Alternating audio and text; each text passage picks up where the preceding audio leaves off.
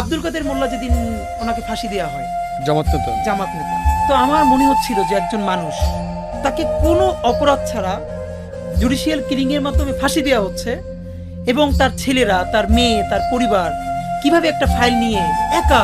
তো পরের দিন ওনাকে যখন ফাঁসি দেওয়া হলো, এবং পরে জানলাম ওনার ঢাকার বাসায়ও হামলা করা হলো এবং ওনার বাচ্চাদেরকেও সেটা দেখতে দেওয়া হলো না। আমি জানি না ভাইয়া কি হয়েছে আমার। আমি আমার বাসায় গড়াগড়ি করে চিৎকার করে কাঁদতেছিলাম। আমি কোনোদিন আব্দুল কাদের মোল্লাকে দেখি নাই, যে আমাদের কোনো বড় নেতা তো দূরের কথা, শিবিরের কোনো বড় মানুষের সাথে আমার কোনোদিন আলাপ হয় নাই, শুধু আমার ডিপার্টমেন্টে যারা করতো তাদের সাথে।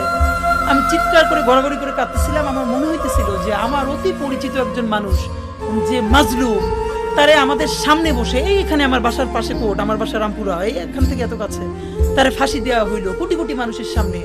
আমরা দেখতেছি কিন্তু কেউ কিছু বলতে পারতেছে না। আমি এটা নিতে না পারি, আমার মনে আছে আমি গড়াগড়ি করে শব্দ করে কাঁদতেছিলাম। কিন্তু ভয়াবহ অভিজ্ঞতা হলো, আমার বোনও তখন কাঁদতেছিল, কিন্তু সে এসে আমার মুখ চেপে ধরছে।